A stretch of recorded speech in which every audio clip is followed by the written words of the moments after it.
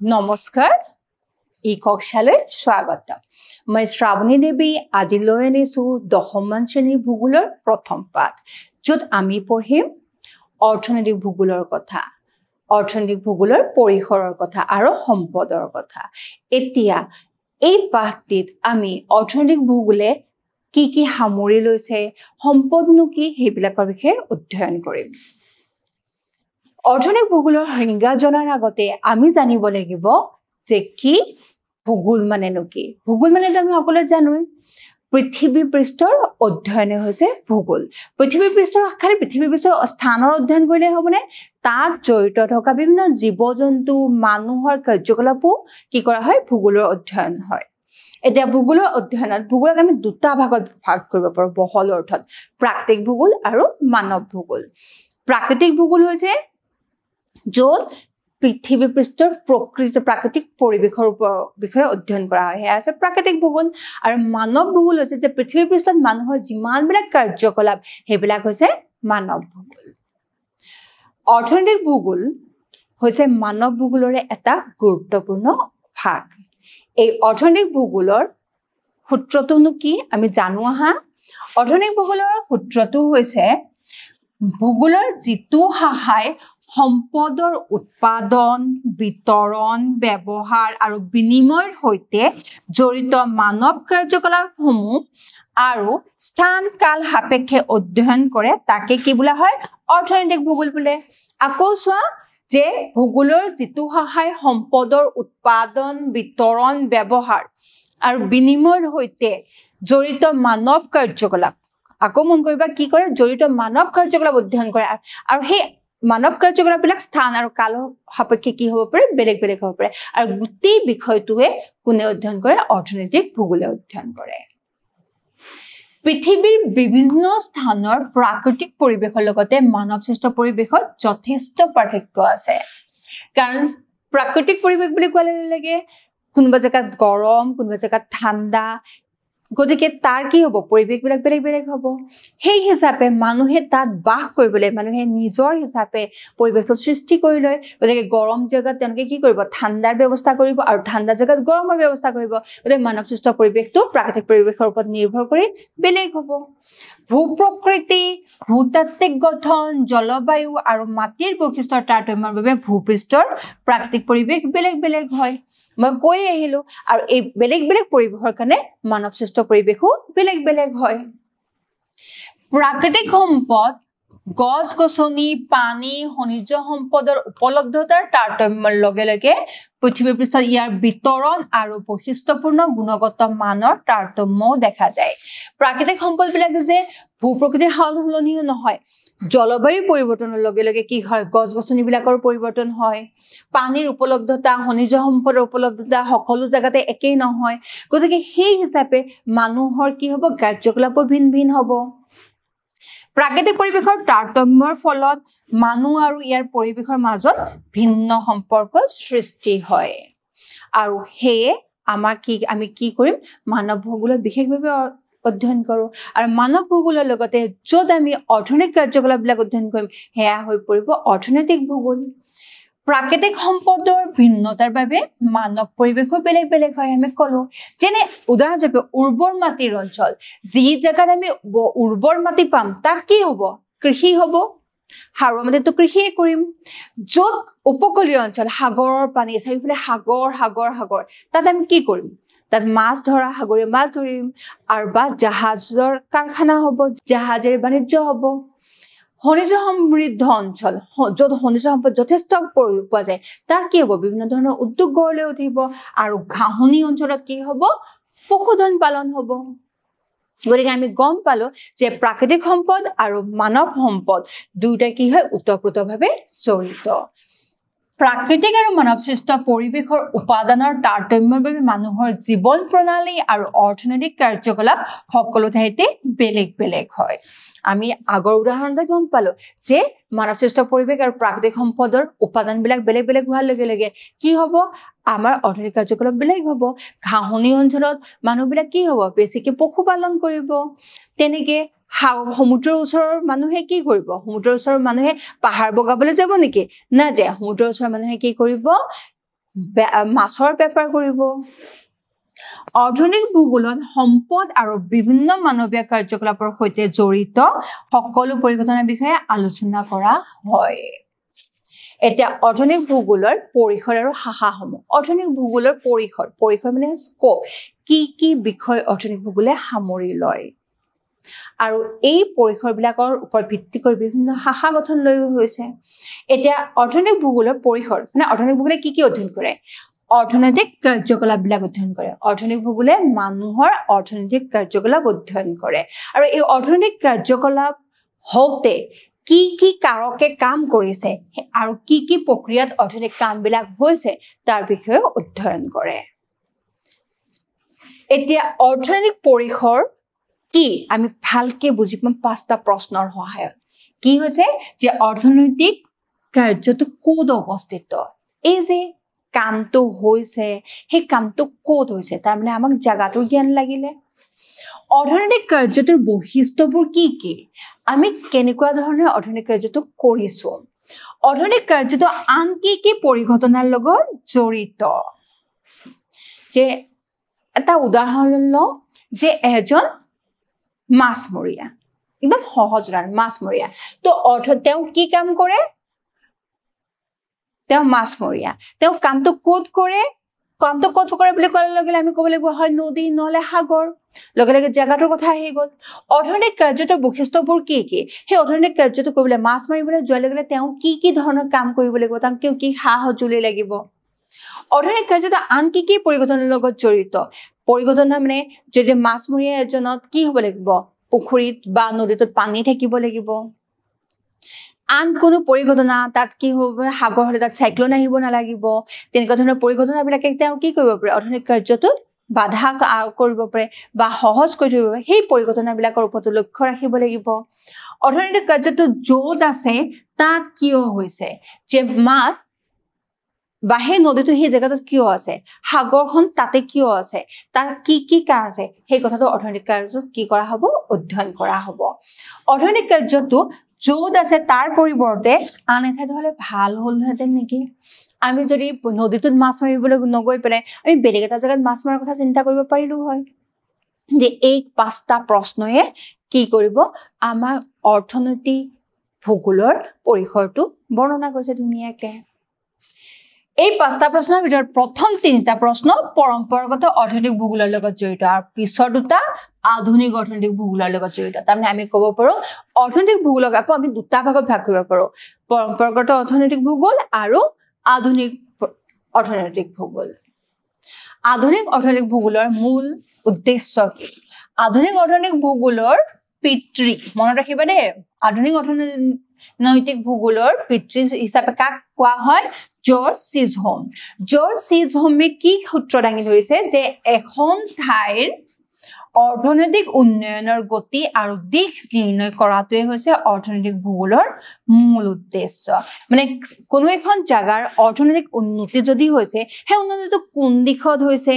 আৰু কেনেকৈ হৈছে আৰু কিমান হৈছে হেয়াই হৈছে আধুনিক অৰ্থনীতিৰ অধ্যয়নৰ মূল লক্ষ্য তাৰ পৰিৱৰ্তে C.F. জোন্স আৰু C.G. ডাৰ্কেনৱল্ডৰ মতে মানুহৰ উৎপাদনক্ষম বৃত্তি বা কাৰ্যকলাপ অধ্যয়নৰ লগতে আঞ্চলিক উৎপাদনশীলতা উৎপাদন ৰপ্তানি আমদানি বাণিজ্য আৰু বাণিজ্যক প্ৰভাৱিত কৰা কাৰকসমূহ পৰীক্ষা কৰাই হৈছে অৰ্থনৈতিক ভূগোলৰ কাৰ্য এতিয়া য'ত চিজহোমে কি কৈছে যে কোনো এটা জেগাত যদি অৰ্থনৈতিক কাম হৈছে কোন দিশত হৈছে হেয়া অধ্যয়ন কৰাই অৰ্থনৈতিক ভূগোলৰ কাম কিন্তু জোন্সে কৈছে যে মানুহৰ উৎপাদনক্ষম বৃত্তি কি বৃত্তিৰে মানুহে কি কৰিছে অৰ্থনৈতিক কামটো কৰিছে তাৰ অধ্যয়ন আৰু লগতে কোনো এটা স্থানীয় অঞ্চল কোনো এটা অঞ্চলত কেনেকৈ কামখিনি হৈছে তাৰ কি উৎপাদন হৈছে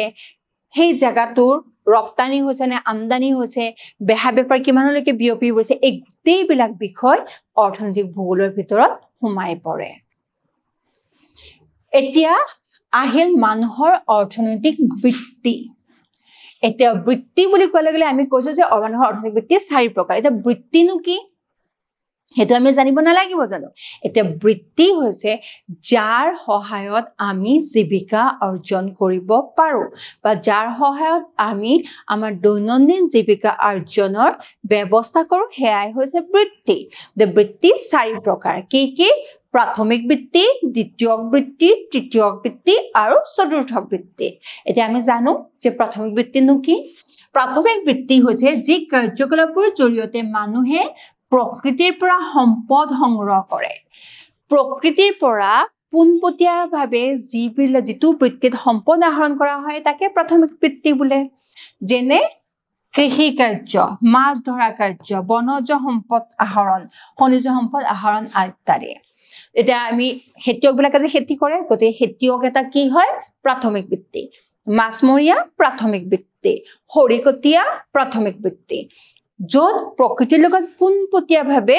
কাম কৰা হয় হেয়া হৈছে প্ৰাথমিক বৃত্তি দ্বিতীয়ক বৃত্তি যি কাৰ্যকলাপৰ জৰিয়তে মানুহে বিভিন্ন প্ৰযুক্তি ব্যৱস্থা কৰি প্ৰকৃতিৰ পৰা সংগ্ৰহ কৰা সামগ্ৰীক ব্যৱহাৰযোগ্য ৰূপলৈ ৰূপান্তৰিত কৰে হেয়া হৈছে দ্বিতীয়ক বৃত্তি উদাহৰণ হিচাপে কি আছে শিল্প উৎপাদন প্ৰক্ৰিয়া বিভিন্ন নিৰ্মাণ তথা পুনৰ্নিৰ্মাণ কাৰ্য ইত্যাদি একদম সৰু উদাহৰণ এটা দিওঁ যে নেমু টেঙা আমাৰ বহুত হৈছে এটা নেমু টেঙাখিনি যেতিয়া আমি কালেক্ট কৰিম গোটাই ল'ম তেতিয়া সি কি হ'ব সি প্ৰাথমিক বৃত্তি কিন্তু সেই নেমু টেঙাৰ ৰস উলিয়াই আমি যদি কাৰখানাত তাৰ কি কৰোঁ জুচৰ তোমালোকে ভাল পোৱা নিম্বু পানী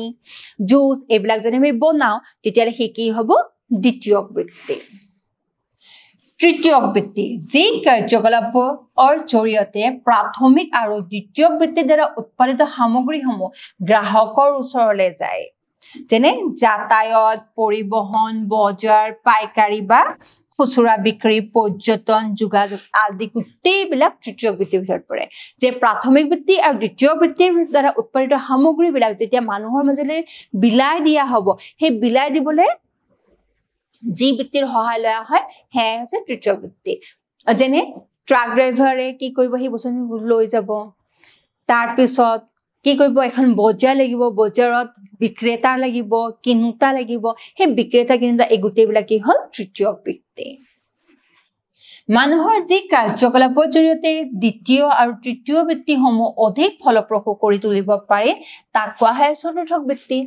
যিবিলাক বৃত্তিয়ে কি কৰে দ্বিতীয় বৃত্তি আৰু তৃতীয় বৃত্তিৰ মানুহবিলাকক সহায় কৰে তাক কোৱা হয় চতুৰ্থক বৃত্তি যেনে বেংক বা অন্য বিত্তীয় প্ৰতিষ্ঠান প্ৰচাৰ মাধ্যম প্ৰশাসন শিক্ষা গৱেষণা আদিবিলাক হ'ল চতুৰ্থক বৃত্তিধাৰীৰ লোক এতিয়া বেংক বা অন্যান্য বিত্তীয় প্ৰতিষ্ঠান কি কৰিব দ্বিতীয় বৃত্তি আৰু তৃতীয় বৃত্তিয়ে যেতিয়া কিনা বেচা কৰিব তাৰ মুদ্ৰাবিলাক ক'ত জমা ৰাখিব বেংকে কৰিব বস্তুখিনি যে আমাৰ হৈছে এই যে এডভাৰটাইজবিলাকত যে এডভাৰটাইজ কৰা হয় সেই এডভাৰটাইজৰ সহায়ত মানুহে জানে গতিকে সেইটো কি হ'ব প্ৰচাৰ মাধ্যম হ'ব প্ৰশাসন মানুহৰ মাজত যদি প্ৰশাসন নাথাকে কোনো কণ্ট্ৰল নাথাকে তো কি কৰিব শক্তিশালীখিনিয়ে দুৰ্বলখিনিৰ ওপৰত কি অত্যাচাৰ কৰিব গতিকে প্ৰশাসন ব্যৱস্থা লাগিব আৰু প্ৰাথমিক বৃত্তিৰ পৰা লোৱা বস্তুবিলাক দ্বিতীয় আৰু তৃতীয় বৃত্তিয়ে কিমান ভালকে কৰিব পাৰে তাৰ কাৰণে কি হয় শিক্ষা বা গৱেষণাৰ প্ৰয়োজন আৰু সেয়াও হ'ল চতুৰ্থ বৃত্তিয়ে আমাক দ্বিতীয় আৰু তৃতীয় বৃত্তিক সহায় কৰিব এতিয়া অৰ্থনৈতিক ভূগোল বিভিন্ন পদ্ধতি ব্যৱহাৰ কৰি অধ্যয়ন কৰিব পাৰে এই যে অৰ্থনৈতিক ভূগোলৰ আমি কি পালো পৰিসৰৰ কথা গম পালো এতিয়া এই পৰিসৰবিলাক হ'ল এটা পৰিসৰবিলাক হোৱাৰ লগে লগে কি কৰিব লাগিব ইয়াক আমি অধ্যয়ন কৰিব লাগিব আৰু বিশদভাৱে কেনেকৈ অধ্যয়ন কৰিব পাৰোঁ তাৰ কাৰণে বিভিন্ন পদ্ধতি আছে যাক আমি চিষ্টেম বুলি কওঁ এই পদ্ধতিবিলাক কি হয় আঞ্চলিক পদ্ধতি যদি অঞ্চলৰ ওপৰত ভিত্তি কৰি যি পদ্ধতি হ'ল সেয়া হ'ল আঞ্চলিক পদ্ধতি বিষয়বস্তু সম্বন্ধীয় বা পণ্যদ্ৰব্য সম্বন্ধীয় যিকোনো এটা বস্তু বিষয়বস্তু আমি লৈ লৈছোঁ সেই বিষয়বস্তুটো আমি কেনেকৈ আৰু কি কৰিম বেছি ভালকৈ অধ্যয়ন কৰিব পাৰিম বা যিকোনো এটা পণ্যদ্ৰব্যৰ প্ৰতি কেনেকৈ আমি অধ্যয়ন কৰিব পাৰিম সেয়া হৈছে বিষয়বস্তু সম্বন্ধীয় বা পণ্যদ্ৰব্য সম্বন্ধীয় আচৰণৰ দৃষ্টিভংগী বজাৰত গ্ৰাহকে কেনেকৈ আচৰণ কৰিছে তাৰ ওপৰত ভিত্তি কৰি এটা পদ্ধতি হ'ব পাৰে নীতিৰ দৃষ্টিভংগী কিছুমান চৰকাৰী নীতি নিয়ম বান্ধি দিছে সেই নীতি নিয়মবিলাক কেনেকুৱা ধৰণৰ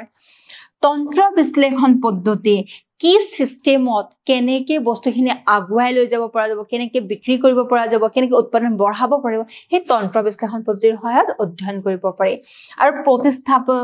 স্থানীয় পদ্ধতি যেটো কোৱা হয় ইনষ্টিটিউচনেল পদ্ধতি, য'ত এটা প্ৰতিষ্ঠান খুলি তাৰ আমাক কি কৰা হয়, নহয় ইঞ্জিনিয়াৰ বিলাকক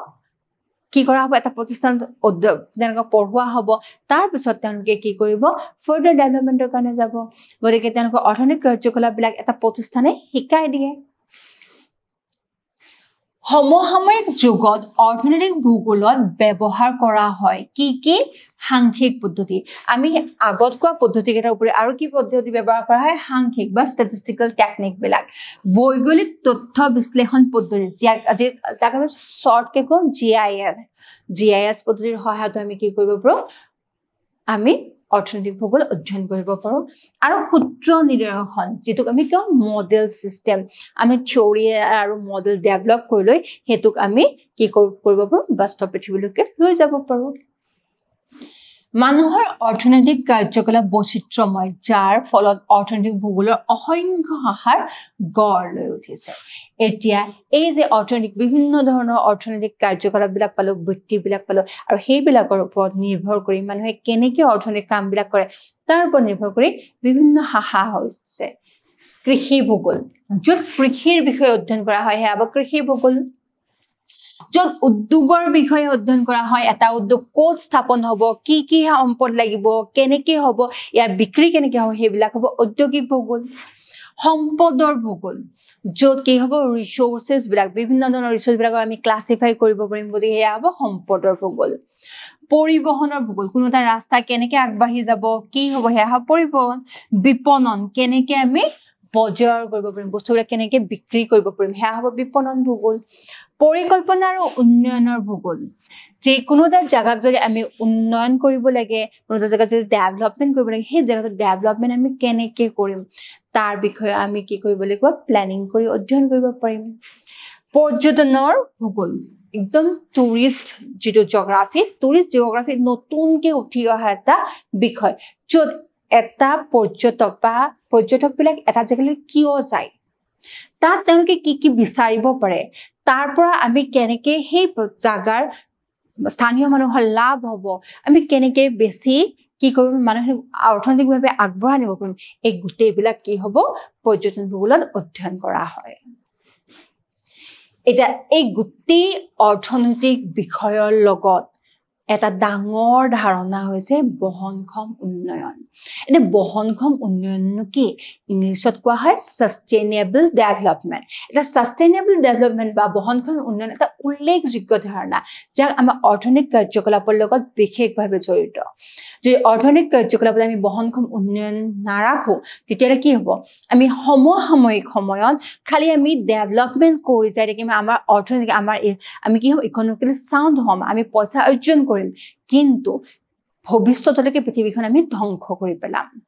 গতিকে বহনক্ষম উন্নয়নটো অতি প্ৰয়োজনীয় ধাৰণা। আমি জানিব লাগিব বহনক্ষম উন্নয়ননো কি। তোমালোকে কোৱাচোন, বহনক্ষম উন্নয়ন কি?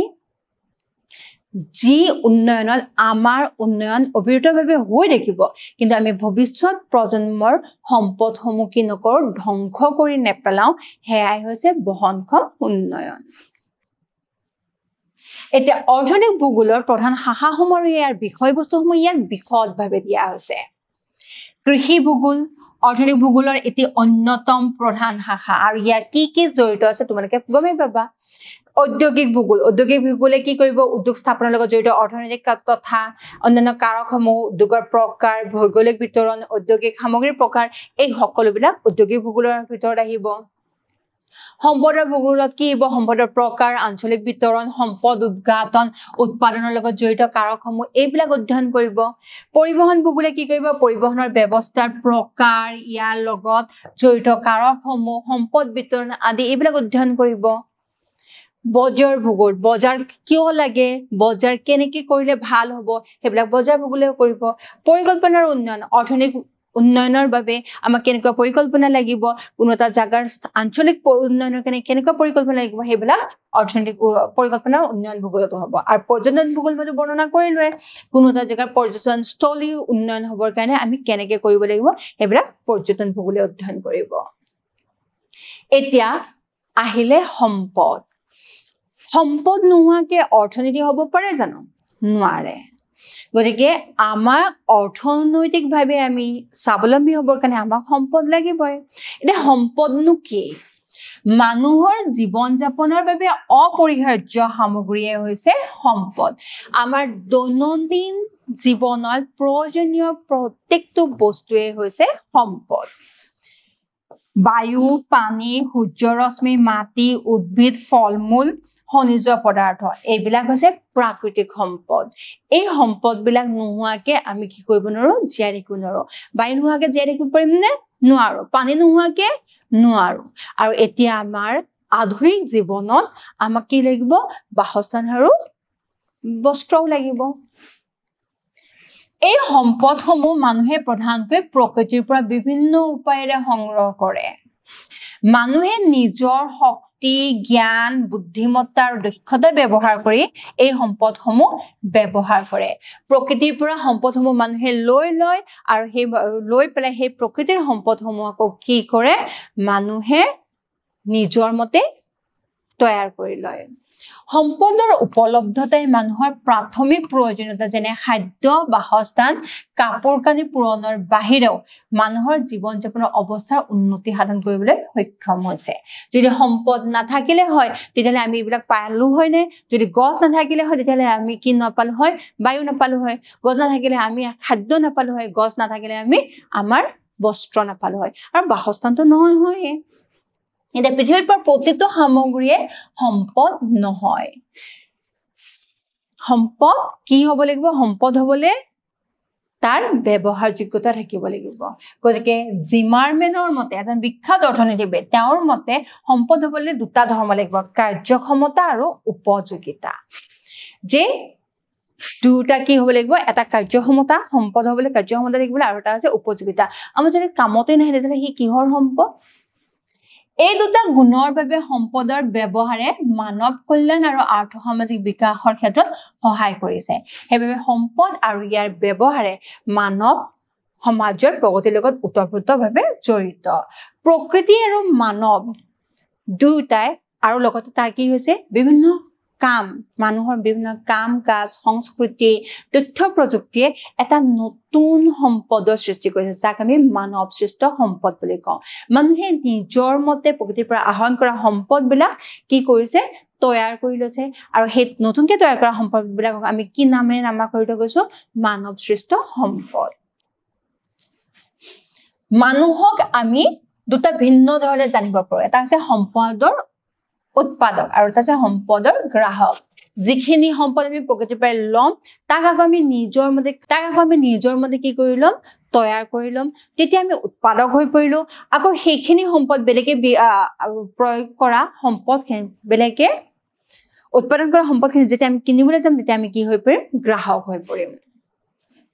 মানুহৰ উপযোগী বহুতো সম্পদ প্ৰকৃতিৰ পৰা উপলব্ধ হয় প্ৰাকৃতিক পদাৰ্থৰ কাৰ্যক্ষমতা আৰু উপযোগিতা কেৱল মানুহৰ জ্ঞানৰ জৰিয়তেহে অন্বেষণ কৰিব পাৰি মানুহৰ যদি জ্ঞান নাথাকে তেতিয়াহ'লে আমি কি কৰিব নোৱাৰো প্ৰাকৃতিক সম্পদক নিজৰ হিচাপে ব্যৱহাৰ কৰিব নোৱাৰো এতিয়া জাপান আমি সকলোৱে জানো যে সম্পদৰ ক্ষেত্ৰত জাপান একেবাৰে দুখীয়া জাপানত কোনো ধৰণৰ খুব কম প্ৰাকৃতিক সম্পদ আছে কিন্তু জাপানৰ মানৱ সম্পদ ইমানেই উন্নত তেওঁলোকে আন জাগাৰ পৰা সম্পদবিলাক লৈ যায় আৰু তাতে কি কৰে সম্পদবিলাকৰ নতুনকৈ সৃষ্টি কৰে আৰু সৃষ্টি কৰি জাপান এখন আগশাৰীৰ দেশ এতিয়া মানৱ সৃষ্ট সম্পদবিলাক যিবিলাক নিজে উৎপাদন কৰে মই ক'লোৱে প্ৰযুক্তি ঘৰ পথ উদ্যোগ বিদ্যালয় কাৰ্যালয় এই সকলোবিলাক প্ৰকৃতিৰ পৰা আহৰণ কৰা সম্পদে গঠন কৰা হোৱা নাই জানো গতিকে এইবিলাক হৈছে মানৱ সৃষ্ট সম্পদ আৰু যিবিলাক মানুহে প্ৰকৃতিৰ পৰা আহৰণ কৰা সম্পদসমূহ কি কৰিব পাৰে নিজৰ মতে আকৌ সৃষ্টি কৰি ল'ব পাৰে আৰু লগতে দেশৰ উন্নতিৰ কাৰণে কাম কৰিব পাৰে সেইবিলাকক কি বুলি কোৱা হয় মানৱ সম্পদ বোলা হয় তাৰমানে মানৱ সম্পদ হ'বলৈ মানুহক কি হ'ব লাগিব মানুহ বুদ্ধিয়ক হ'ব লাগিব মানুহৰ কাৰিকৰী কৌশল থাকিব লাগিব গতিকে তেতিয়াহে মানৱ সম্পদ হ'ব পাৰিব প্ৰাকৃতিক আৰু মানৱসৃষ্ট সম্পদৰ ব্যৱহাৰ দুটা বিষয়ৰ ওপৰত নিৰ্ভৰ কৰে মানুহৰ চাহিদাৰ পৰিৱৰ্তন আৰু নতুন প্ৰযুক্তিৰ বিকাশ যিমানে মানুহৰ চাহিদাৰ পৰিৱৰ্তন হ'ব যিমানে নতুন প্ৰযুক্তিৰ ডেভেলপ হ'ব সিমানে কি হ'ব নতুন নতুন সম্পদৰ সৃষ্টি হ'ব একদম আগতে কয়লা কি হৈছিলে কয়লা ব্যৱহাৰ হোৱা নাছিলে কয়লা তেতিয়া কি আছিল কয়লা জাস্ট এনি পৰি থকা এটা বস্তু কিন্তু যেতিয়া কয়লা কি কৰা হ'ল কয়লাৰ উপযোগিতা জানা হ'ল তেতিয়া কয়লা সম্পদ হ'ল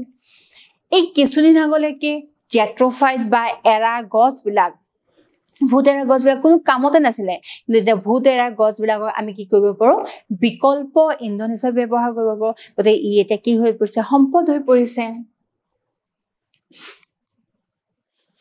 সম্পদ পৰিৱৰ্তনশীল এই মই যে কৈছিলো যে সম্পদ এটা সময়ত যিবিলাক সম্পদ হয়তো কি আছিলে কোনো কামত নাছিলে যি হয়তো অপকাৰ কৰিব পাৰে সেই সম্পদ এটা সময়ত আমাৰ প্ৰযুক্তিৰ সহায়ত আমি কি কৰিব পাৰো তা সম্পদলৈকে পৰিণত কৰিব পাৰো যেনে যেটো সামগ্ৰী আজি মানুহে ব্যৱহাৰ নকৰে বা মানুহৰ ক্ষতিকাৰক সামগ্ৰীসমূহ কি হ'ব পাৰে হৈছে মানৱ কল্যাণৰ বাবে ব্যৱহাৰ হ'ব পাৰে তেতিয়া তাক কি বুলি কোৱা হ'ব হি সম্পদ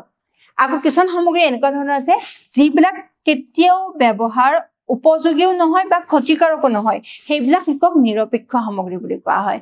যেনে জলবিদ্যুৎ প্ৰকল্পবিলাক আমাৰ অসমত থকা বিভিন্ন নদ নদীবিলাক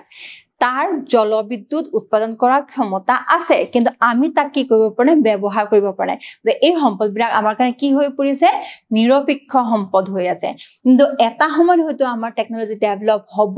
আৰু আমি কি কৰিব পাৰিম তাৰ পৰা শক্তি আহৰণ কৰিব পাৰিম তেতিয়া হি আমাৰ সম্পদ হৈ পৰিব প্ৰতিৰোধ ক্ষমতা যিবিলাক সম্পদ বৰ্তমান ক্ষতিকাৰক সেইবিলাক কি হয় প্ৰতিৰোধক এতিয়া প্ৰতিৰোধক হয় বন্ধা মাটি তাৰ পিছত বানপানী ভূমিকম্প আগ্নেয়গিৰি এইবিলাক কি হয় প্ৰতিৰোধক হয় যি আমাৰ কি কৰিব পাৰে আমাৰ উন্নয়নত বাধা সৃষ্টি কৰিব পাৰে এই উন্নয়নত বাধাবিলাক হয়তো কালক্ৰমত কি হ'ব পাৰে যে আগ্নেয়গিৰিৰ পৰা যদি আমি কি কৰিব পাৰো শক্তি আহৰণ কৰিব পাৰো যেনে বজ্ৰপাত অতি ভয় লগা এটা বস্তু কিন্তু বজ্ৰপাতত বিলাক যিমান কাৰেণ্ট থাকে সেই কাৰেণ্টে একোখন ডাঙৰ চহৰৰ এটা দিনৰ কাৰণে কাৰেণ্ট উৎপাদন কৰিব পাৰে যদি সেই কাৰেণ্টখিনি আমি ধৰি ল'ব পাৰো টেকনিক ব্যৱহাৰ কৰিব পাৰো তেতিয়া সেই প্ৰতিৰোধৰ জেগাত কি হৈ পৰিব আমাৰ কাৰণে সম্পদ হৈ পৰিব এসময়ত পশ্চিমবংগৰ বানপানীৰ উৎস হিচাপে পৰিগণিত হোৱা দামোদৰ নদীক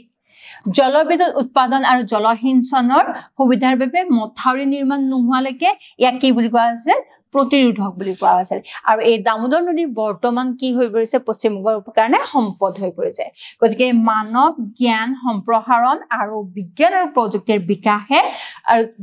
আৰু মানুহৰ চেষ্টাৰ ফলত একোটা সম্পদ বা প্ৰতিৰোধক সম্পদ হিচাপে পৰিগণিত হ'ব পাৰে গতিকে সম্পদৰ পৰিৱৰ্তনশীল ৰূপে কি কৰে আমাক সম্পদৰ লক্ষণ সলনি হোৱাত সহায় কৰে বহু দেশত সম্পদ আৰু সম্পত্তি দুয়োটা একেই বুলি গণ্য কৰা হয় এতিয়া এটা ডাঙৰ প্ৰশ্ন সম্পদ আৰু সম্পত্তি একে হয়নে সম্পদ অৰ্থনীতিবিদৰ নীতি অনুসৰি সম্পত্তি কি যি সামগ্ৰীৰ বিনিময় মূল্য থাকে সেয়া হৈছে সম্পত্তি যাক আমি কি কৰিব পাৰো হস্তান্তৰিত কৰিব পাৰো সেয়া হৈছে সম্পত্তি ধন সম্পত্তিৰ উপযোগিতাৰ উপৰিও তুলনামূলকভাৱে সীমিত আৰু ইয়াক ব্যক্তিৰ মাজত ধন বা মূল্যৰ জৰিয়তে হস্তান্তৰ কৰিব পাৰি উদাহৰণস্বৰূপে মাটি ঘৰ যন্ত্ৰপাতি কোম্পানী এই গোটেইবিলাক হ'ল সম্পত্তি এই সম্পত্তিবিলাক সকলোবিলাক সম্পত্তি সম্পদ হয় নে সকলোবিলাক সম্পত্তি সম্পদ নহয় কিন্তু ৰোড বায়ু পানী মাটি নদী বিল শিক্ষা ব্যৱস্থা এই সুচৰকাৰ জনস্বাস্থ্য যিবিলাক জনকল্যাণমূলক আঁচনি এই সকলোবিলাক কি হয় এই সকলোবিলাক কিন্তু সম্পদ এটা সম্পদ আৰু সম্পত্তিৰ মাজত পাৰ্থক্যটো কি সম্পত্তি হৈছে যি কি কৰিব পাৰি হস্তান্তৰিত কৰিব পাৰি আৰু যাৰ বিনিময় মূল্য আছে কিন্তু সম্পদ বিলাকৰ বিনিময় মূল্য সকলোবিলাক সম্পদৰ বিনিময় মূল্য নাথাকে আৰু সকলোবিলাক সম্পদ কি কৰিব নোৱাৰে হস্তান্তৰিত কৰিব নোৱাৰে যেনে ৰোড আমি হস্তান্তৰিত কৰিব পাৰিম নে নোৱাৰো ৰোডৰ বিনিময় মূল্য আছে নে নাই কিন্তু এইটো এই হৈছে এটা ডাঙৰ সম্পদ ইয়াৰ কি আছে উপযোগিতা আছে সম্পদবোৰ প্ৰচুৰ আৰু সকলোবোৰ বিনিময়যোগ্য নহয় আৰু ইয়াৰ বজাৰ মূল্য নাই সকলো সম্পত্তিয়ে সম্পদ কিন্তু সকলো সম্পদ সম্পত্তি নহবও পাৰে কাৰণ যিমান বিলাক সম্পত্তি আছে সেই সম্পত্তি বিলাক কি হ'ব সম্পদ হিচাপে আমি পৰিগণিত কৰিব পাৰো কাৰণ মাটি তাৰপিছত ডাঙৰ ডাঙৰ উদ্যোগৰ শ্বেয়াৰ এইবিলাক কি হ'ব কাৰোবাৰ কাৰণে সম্পদ হ'ব কাৰোবাৰ কাৰণে সম্পত্তি হ'ব কিন্তু সকলোবিলাক সম্পদ কাৰো ব্যক্তিগত সম্পত্তি হ'ব নোৱাৰে সম্পদ ব্যৱহাৰে মানৱ কল্যাণ আনে কিন্তু সম্পত্তিৰ উপকাৰিতা আৰু অপকাৰিতা দুয়োটাই থাকে যেনে কীটনাশক দ্ৰব্য সম্পত্তি হয় কিন্তু কীটনাশক দ্ৰব্য সম্পদ হ'ব নোৱাৰে কাৰণ কীটনাশক দ্ৰব্যই কি কৰে আমাৰ ভূ সম্পদ জল সম্পদ এইবিলাকৰ অপকাৰ কৰে এতিয়া আমি আজি অৰ্থনৈতিক ভূগোলৰ পৰিসৰ পঢ়িলো অৰ্থনৈতিক ভূগোল কাক বোলে লগতে আমি সম্পত্তি কি তাকো পঢ়িলো এতিয়া আহিলে প্ৰশ্নৰ সময় এই প্ৰশ্নত আমি পঢ়ো অৰ্থনৈতিক ভূগোলৰ পিতৃ কোন আছিল নো মনত আছে নে জৰ্জ চিজহোম হয়নে আৰু প্ৰচাৰ মাধ্যম এতিয়া প্ৰচাৰ মাধ্যম আমি বৃত্তি কেইটা পালো 4টা বৃত্তি পালো এতিয়া প্ৰচাৰ মাধ্যম কোনটো বৃত্তিত পৰে কোৱা ভাবা কি হ'ব চতুৰ্থ বৃত্তি তো আজিলে ইয়াতে সামৰিছো পিছলে আকৌ লগ পাম ধন্যবাদ